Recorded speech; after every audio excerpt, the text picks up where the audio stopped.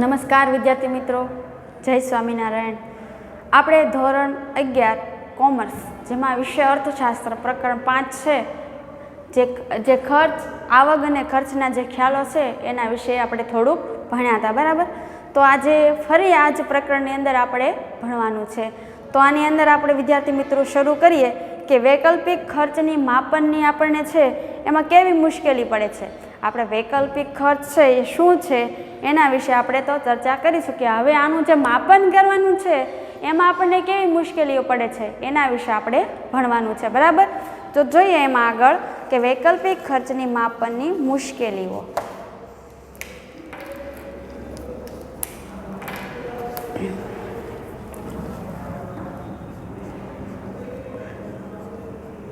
વૈકલ્પિક ખર્ચની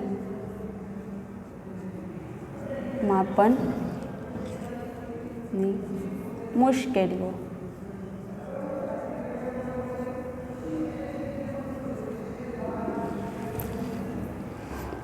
એમાં આપણને પહેલો પ્રકાર આપેલો છે. આના મુખ્ય છે એ બે પ્રકાર છે, એક ઉપયોગી સાધન અને વિશિષ્ટ ઉપયોગી સાધનો. બરાબર યાદ રાખજો મુદ્દામાં. પહેલું છે એ એક ઉપયોગી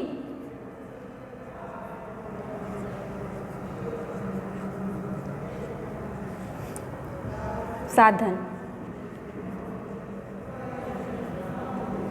તો આની અંદર આપણને શું કહે છે કે જો ઉત્પાદનનું કોઈ સાધન માત્ર એક જ ઉપયોગ ધરાવતું હોય તેને વૈકલ્પિક ખર્ચનું નક્કી કરી શકાતું નથી.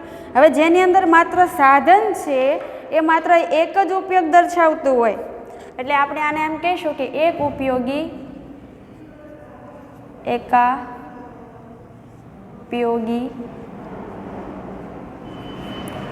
સાધન. એક ઉપયોગીની અંદર આપણે આ પ્રકારનું સાધન આવશે જેનું વૈકલ્પિક ખર્ચ નક્કી કરી શકાતું નથી. શું નક્કી કરી શકાતું નથી? તો કે આપણે જે વૈકલ્પિક ખર્ચ નક્કી કરવો છે એ વૈકલ્પિક ખર્ચ નક્કી કરી શકાતો નથી. કેમ કે એક ઉપયોગી સાધન છે એના આધારે છે આ બધું નક્કી કરવું છે એ ખૂબ મુશ્કેલી પડે છે. જેમ કે આપણે ઉદાહરણ લઈએ તો એવા ઘાસના મેદાનમાં જ્યાં ઘાસ સિવાય બીજું કંઈ ઉગી શકતું નથી. હવે એવી ભૂમિ છે કે જ્યાં માત્ર ઘાસ જ ઉગે છે, એ સિવાય બીજું કંઈ ઉગતું નથી. હવે એવું જ બેકારીનો ભોગ બનેલ વ્યક્તિઓની બાબત હોય છે. તેની પાસે કોઈ કામ હોતું નથી, માટે વૈકલ્પિક ખર્ચ કેવી રીતે ગણવો? હવે આ જે વ્યક્તિઓ છે આવું જમીનનું ક્ષેત્રફળ ધરાવે છે એ લોકો છે એના માટે આ બેકારીલક્ષી વપરાશનું સાધન કહે છે. તો એ લોકો છે બેકારીનો ભોગ બનેલા લોકો છે. તો આ વ્યક્તિઓ છે એના માટે વૈકલ્પિક ખર્ચ છે એ કઈ રીતે નક્કી કરે છે? આપણે વૈકલ્પિક ખર્ચની અંદર જોયું કે જે એક ખર્ચને બદલે બીજા કોઈ એના માટે ઉત્પાદન માટે કે આવક નિર્ધારિત કરવા માટે કંઈક સાધન હોવું જોઈએ, પણ આ લોકો પાસે એવું કોઈ સાધન જ નથી. માત્ર એનું જીવન ધોરણ છે એ આ અફળદ્રુપ જમીન પર નભે છે. તો એની કોઈ શક્યતા જ નથી કે એમાંથી કંઈક એવું ઉપજ મેળવી શકે અને આવકમાં વધારો કરી શકે. તો એનો નથી આવકમાં વધારો થતો, નથી ઉત્પાદન થતું. આથી આને આપણે વૈકલ્પિક ખર્ચ તરીકે ઉપયોગમાં લઈ શકતા નથી. હવે બીજું છે કે વિશિષ્ટ ઉપયોગના સાધનો. આજે વૈકલ્પિક ખર્ચની માપનની મુશ્કેલી છે એમાં જે એક ઉપયોગી સાધન હોય એમાં વૈકલ્પિક ખર્ચ છે એ આપણે નિર્ધારિત કરી શકતા નથી, કેમ કે એ બિન ઉપયોગી છે, લોકોને બેકારી તરફ લઈ જતું સાધન છે. બીજું છે વિશિષ્ટ ઉપયોગના સાધનો. શું છે? વિશિષ્ટ ઉપયોગના સાધનો. તો એની અંદર કહે છે કે જ્યારે ઉત્પાદનના સાધનો વિશિષ્ટ પ્રકારનું હોય ત્યારે આ ખ્યાલ ઉપયોગી બનતો નથી, કેમ કે કંઈક એ અલગ તરફનો ઉપયોગિતા મૂલ્ય ધરાવે છે. ત્યારે આવા વિશિષ્ટ ઉપયોગવાળા સાધનનું વળતર તેના વૈકલ્પિક ખર્ચના આધારે નહીં પરંતુ તે સાધનની માંગના આધારે નક્કી કરવામાં આવે છે.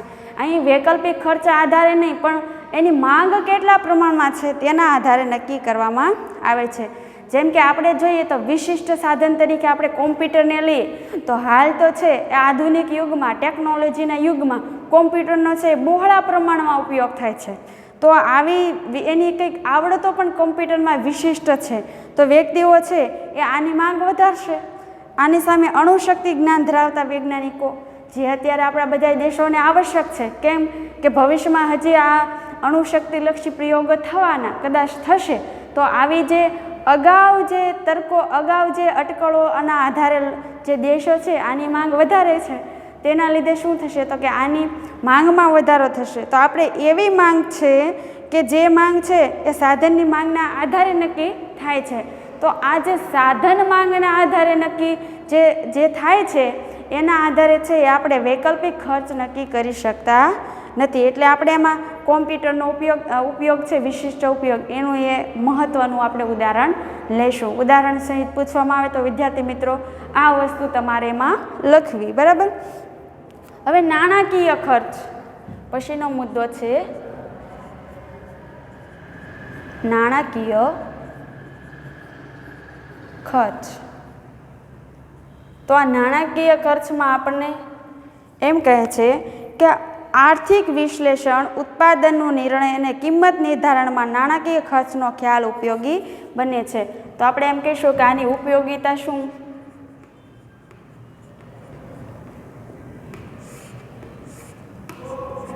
તો આપણે આર્થિક વિશ્લેષણ,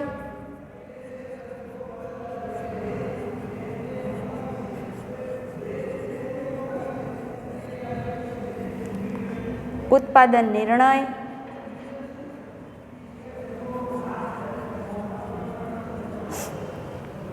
કિંમત નિર્ધારણ,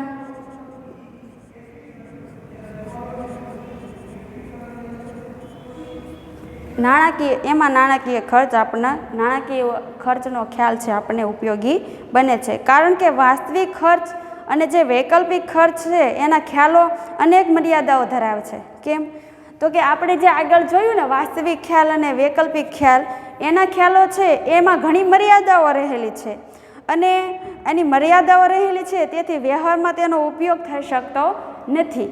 એટલે વ્યવહારમાં જે આગળના બે આપણને વૈકલ્પિક અને વાસ્તવિક ખ્યાલો આપ્યા છે એ વ્યવહારમાં મહદઅંશે વપરાય છે. તો એની સામે જે ઉત્પાદન ખર્ચના નાણાંમાં વ્યક્ત અને આની સામે છે એ નાણાકીય ખર્ચનું જે બાબત છે એ વધારે ફળીભૂત થાય છે. તો ઉત્પાદન ખર્ચ નાણાંમાં વ્યક્ત થાય છે. હવે ઉત્પાદન ખર્ચ છે એ આપણે શામાં વ્યક્ત થાય તો કે નાણાંમાં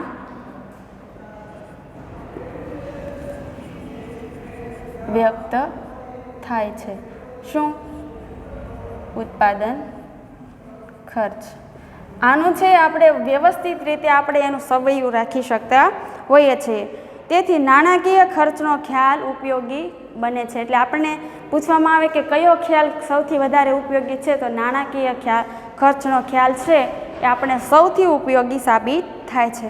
મહત્તમ નફાનો ઉદ્દેશ્ય રાખતો ઉત્પાદક ઓછા ખર્ચે ઉત્પાદન કરી અને તે વસ્તુના વેચાણમાંથી મળતી આવકને મહત્તમ બનાવવાનો પ્રયાસ કરતો રહે છે. એટલે કે આમાં જે ઉત્પાદન છે, હવે ધારો કે કોઈ વ્યક્તિ હોય તો એ ઉત્પાદન છે એની દ્રષ્ટિએ એને કેટલી ખોટ જાય છે, એને કેટલી નફો જાય છે, આવું વિચારીને હવે એ ઉત્પાદન લક્ષી અને વિશેષ છે એ સદ્ધરતા પ્રાપ્ત કરવા માટે નાણાકીય ખર્ચના ખ્યાલના આધારે એ કાર્ય કરશે અને પોતાના ક્ષેત્રમાં વ્યવસ્થાપન સ્થાપી શકશે. ઉત્પાદન પ્રક્રિયામાં નાણાંના સ્વરૂપમાં જેવા ખર્ચાઓ થતા હોય તે નાણાકીય ખર્ચ કહેવાય છે. નાણાકીય ખર્ચ કોને કહેવાય તો કે જે ઉત્પાદન પ્રક્રિયા છે, આપણે આની વ્યાખ્યા જોઈ લઈએ.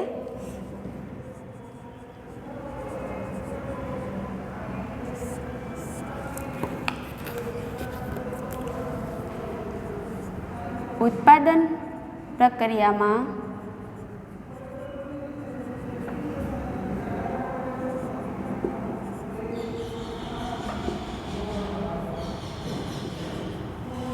નાણાં સ્વરૂપમાં જે ખર્ચા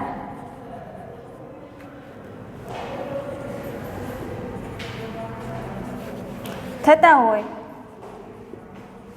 તેને શું કહેવામાં આવે છે? તો કે તેને નાણાકીય ખર્ચ કહેવામાં આવે છે. આપણે એક ઉદાહરણ લઈએ તો એમાં આપણે જોઈએ કે પેન બનાવવાની જે ફેક્ટરી હોય છે એ ફેક્ટરીમાં 1000 એકમમાં છે એ પેનોનું ઉત્પાદન થતું હોય છે.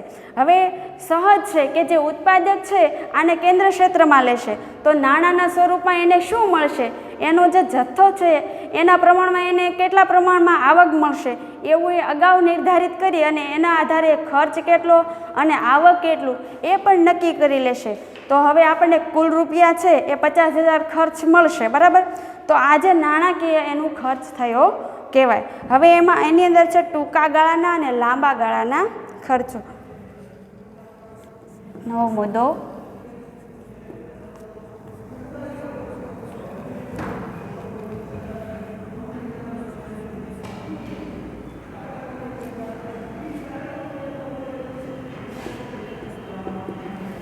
હવે ટૂંકા ગાળા અને લાંબા ગાળાની અંદર આપણે શું કહીએ કે સમયના આધારે પણ ટૂંકા ગાળામાં નાણાકીય ખર્ચને રજૂ કરવામાં આવે છે. સમયના આધારે. હવે આ જે છે નાણાકીય ખર્ચ એને બે બાબતમાં રજૂ કરવામાં આવે છે, એક ટૂંકા ગાળાની દ્રષ્ટિએ અને બીજું લાંબા ગાળાની દ્રષ્ટિએ. તો સમયગાળાના આધારે જે નક્કી થાય છે એ ગાળાઓ પ્રમાણે છે. ઉત્પાદનના કેટલાક સાધનો એવા છે કે જેના પ્રમાણમાં સહેલાઈથી ફેરફાર કરી શકાય છે. હવે ઉત્પાદનમાં સાધનો આપણી પાસે ઘણા એવા ઉપલબ્ધ છે કે જેમાં છે આપણે સહજ રીતે કંઈક ને કંઈક ફેરફાર કરી શકીએ છીએ. તો એ સાધનોનું પ્રમાણ બદલાતા ઉત્પાદનનું પ્રમાણ પણ બદલાવાનું સહજ છે. તમે પેલું એક સાધન હોય તો એ સાધન ઉપયોગ કરતા હો તો એમાંથી તમને કંઈ મળતું ન હોય અથવા તો ખોટમાં જતું હોય તો તમે એને બદલવાનો પ્રયાસ કરશો અને બદલા પછી તમારે એમાં નફો પણ થતો હોય છે. એટલે કે સાધનનું જે સાધન છે એનો ઉપયોગમાં પરિવર્તન કરવાથી આપણને ઉત્પાદનમાં પણ ફેરફારો થતા હોય છે. જેમ કે કાચો માલ, વધારાના શ્રમિકો, બળતણ વગેરે એવા સાધનો છે કે જેનું પ્રમાણ ટૂંકા ગાળામાં બદલી શકાતું હોવાથી તેને અસ્તિત્વ સાધનો કહેવામાં આવે છે. અસ્તિત્વ સાધનોની વ્યાખ્યા કહો તો આ પ્રમાણે લખવાની. આવા સાધનો પર થતા ખર્ચને અસ્થિર ખર્ચ કહેવામાં આવે છે. એક અસ્થિર સાધનો અને બીજા અસ્થિર ખર્ચ, આ બે વસ્તુ આપણી પાસે નીકળે છે, બરાબર? આમાં અસ્થિર સાધનો અને અસ્થિર ખર્ચ, આ બંનેની વ્યાખ્યા આપણને આપેલી છે. કારખાનાનું મકાન, વહીવટી સ્ટાફ વગેરે સાધનોના પ્રમાણમાં ટૂંકા ગાળાના કે કોઈ ફેરફાર કરી શકાતો નથી. તેવા સાધનોને સ્થિર સાધનો તરીકે અને તેનો જે ખર્ચ થાય તેને સ્થિર ખર્ચ તરીકે ઓળખવામાં આવે છે. એક અસ્થિર ખર્ચ અને બીજું સ્થિર ખર્ચ. સ્થિર સાધન અને અસ્થિર સાધન, આ બંને વચ્ચેના તફાવતો પણ પૂછાઈ શકે. હવે જોઈએ આપણે ટૂંકા ગાળો. એની અંદર શું કીધું? ટૂંકા ગાળાની અંદર તો કે સમયનો ટૂંકો ગાળો એટલે એવો ગાળો કે ગાળામાં પેઢીના કદમાં ફેરફાર કરી શકાતો નથી. અહીં પેઢીનો ગાળો છે એમાં કોઈ ફેરફાર કરી શકાતો નથી. એટલે ફેરફાર કરી શકાતો નથી. કેમ? તો કે પરંતુ તેને સ્થાપિત ઉત્પાદન શક્તિનો ઉપયોગ કરીને ઉત્પાદન વધારી શકાય છે. એટલે એની ઉત્પાદન શક્તિમાં શું કરી શકાય? તો કે વધારો કરી શકાય છે. ઉત્પાદન શક્તિમાં વધારો.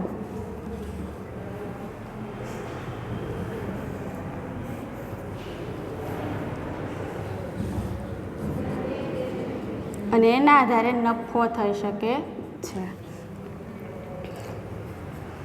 ટૂંકા ગાળો સમયનો એવો ગાળો છે કે જે દરમિયાન પેઢીના કેટલાક સાધનો સ્થિર હોય છે. આમાં જે સાધનોનો ઉપયોગ છે એ સ્થિર રૂપી હોય છે.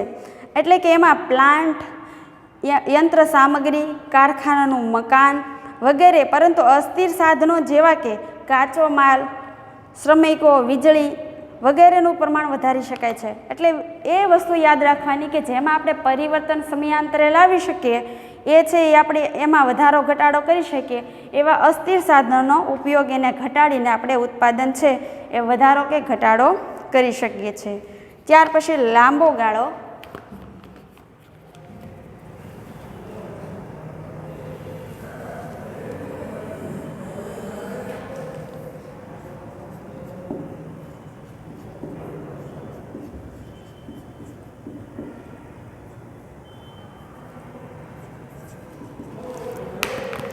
તો સમયને લાંબો ગાળો એવો ગાળો કે જે ગાળા દરમિયાન પેઢીના બધાય સાધનો અસ્થિર રહે છે. આની અંદર સાધનો છે એ કેવા હોય છે તો કે અસ્થિર. એટલે કે સાધનોમાં કોઈ ફેરફાર કરી શકાતો નથી, પરિવર્તન લાવી શકાતું નથી. પ્લાન્ટ, યંત્ર, કારખાના, મકાન વગેરેના પ્રમાણમાં વધારો કે ઘટાડો કરી પેઢીના ઉત્પાદનમાં વધઘટ કરી શકાય છે.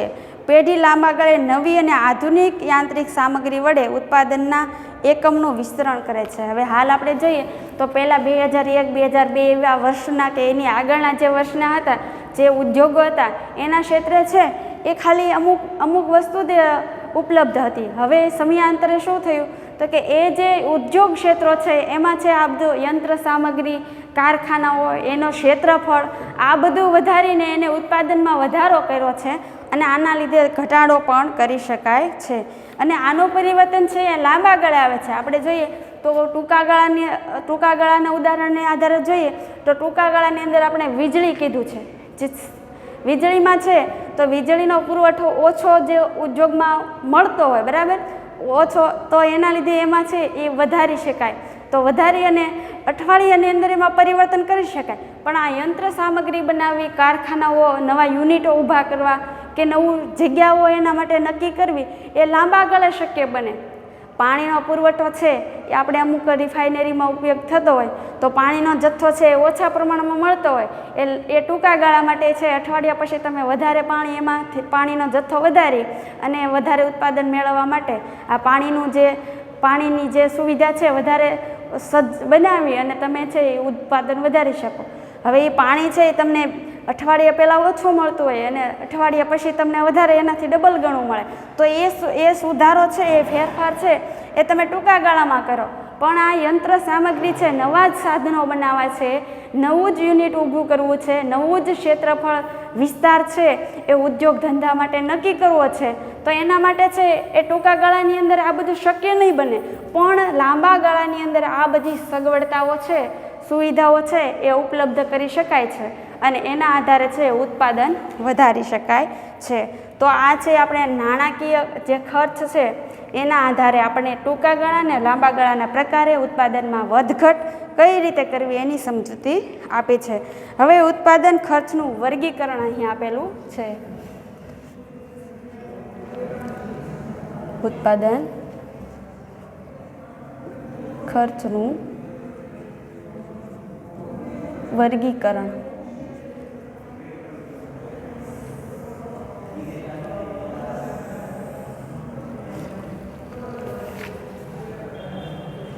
જે આપણે આગળ જોયું તેમ ટૂંકા ગાળાનું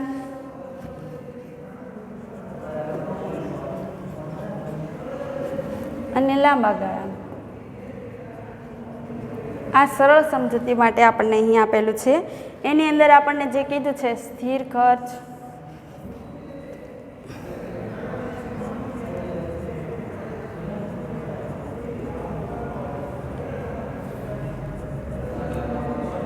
અસ્થિર ખર્ચ,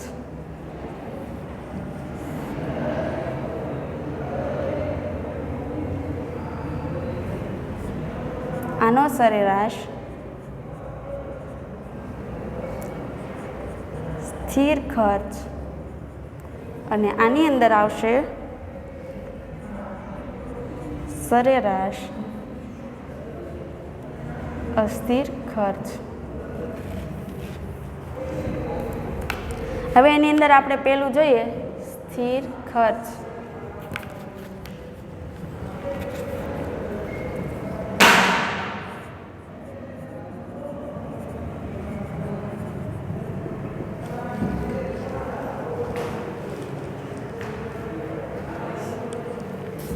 તો સ્થિર ખર્ચની અંદર કહે છે કે સમયના ટૂંકા ગાળાની અંદર, એટલે આપણે આ છે આ કયા વિભાગમાં આપેલું છે તો કે ટૂંકા ગાળામાં, બરાબર.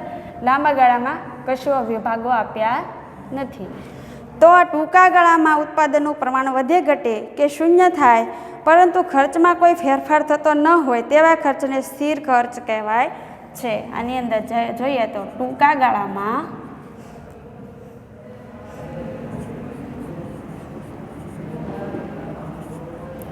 ઉત્પાદન પ્રમાણ વધે ઘટે કે શૂન્ય રહે પણ ખર્ચમાં કોઈ ફેરફાર થતો ન જોવા મળે એને સ્થિર ખર્ચ કહે, બરાબર. સ્થિર ખર્ચને ખર્ચ પણ કહેવામાં આવે છે. ટૂંકા ગાળામાં સ્થિર ખર્ચને ઉત્પાદનના પ્રમાણ સાથે કોઈ સંબંધ નથી. આ સ્થિર ખર્ચ છે એને ઉત્પાદનના પ્રમાણ સાથે સંબંધ નથી એવું કહી શકીએ, બરાબર. સ્થિર ખર્ચમાં કાયમી સ્ટાફનું વેતન, કારખાનાના મકાનનું ભાડું, મિલકત, વ્યવસાય વેરા, લાયસન્સ ફી, મૂડી ઉપરનું વ્યાજ, વીમાનું પ્રીમિયમ વગેરેનો સમાવેશ થાય છે. સ્થિર ખર્ચ એ એક સ્થિર ખર્ચની એક અનુસૂચિ જોઈએ આપણને કીધું છે પુસ્તકમાં, એનું કોષ્ટક વાઇઝ આપણને સમજૂતી અહીં આપેલી છે. અનુસૂચિમાં દર્શાવ્યા પ્રમાણે પેનનું ઉત્પાદન જો 0 હોય, પેન ઉત્પાદન કેટલું તો કે 0 હોય કે પછી કેટલું તો કે 10, 20 વગેરેનું હોય તો જેટલું વધે પરંતુ ઉત્પાદન ખર્ચ દરેક વખતે એક જ સરખું સ્થિર રહે છે. એટલે આપણે અહીં કહીશું કે ઉત્પાદન જે ખર્ચ છે એ સ્થિર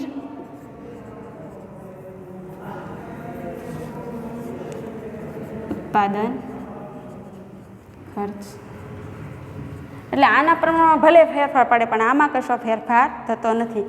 100 રૂપિયા રહે જેથી સ્થિર રહે છે, આવા ખર્ચને સ્થિર ખર્ચ કહે છે. અહીં ઉત્પાદનનું પ્રમાણ બદલાય છે પરંતુ ખર્ચ બદલાતો નથી. પ્રમાણ ભલે બદલાય છે પણ ખર્ચ એમાં તો એટલો ને એટલો જ થાય છે. તેને કુલ સ્થિર ખર્ચ કહે છે. કુલ સ્થિર ખર્ચ એટલે શું એ આપેલું છે. આવી આપણને 3 વ્યાખ્યાઓમાં મળે છે. આકૃતિની રજૂઆત આપણા પાઠ્યપુસ્તકમાં કરી છે તો એમાં આપણે OX ધરી બતાવી છે, OY ધરી બતાવી છે અને એમાં 00 અને 10 થી 50 સુધીના એકમો છે એ નિર્દેશ કરેલા છે અને રૂપિયા 100 જેટલી સ્થિર રહે છે શું ખર્ચની રકમ. હવે એની અંદર અસ્થિર ખર્ચ, બીજું અસ્થિર ખર્ચ.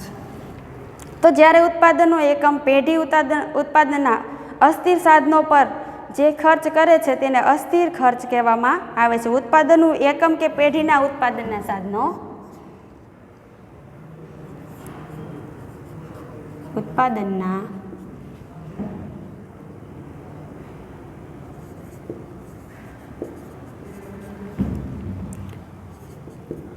એકમ કે પેઢી ઉત્પાદન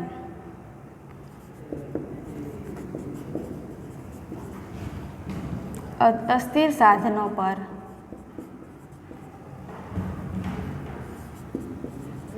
જે ખર્ચ થાય છે એને અસ્થિર ખર્ચ કહે છે. ટૂંકા ગાળા ઉત્પાદનની સપાટી માટે ફેરફાર થતાં ટૂંકા ગાળાની અંદર આ શેમાં છે તો કે ટૂંકા ગાળાની અંદર જે ફેરફાર થાય છે આવા ખર્ચમાં પણ ફેરફાર થાય છે. હવે આમાં છે એ ખર્ચની અંદર ફેરફાર થાય છે એટલે ઉત્પાદન વધતા ખર્ચ વધે છે, ઉત્પાદન ઘટતા ખર્ચ ઘટે છે અને ઉત્પાદન શૂન્ય થતાં જે ખર્ચ શૂન્ય થાય છે તે અસ્થિર ખર્ચ છે. અસ્થિર ખર્ચને અસ્થાયી, પ્રત્યક્ષ અથવા તો મુખ્ય ખર્ચ પણ કહેવામાં આવે છે.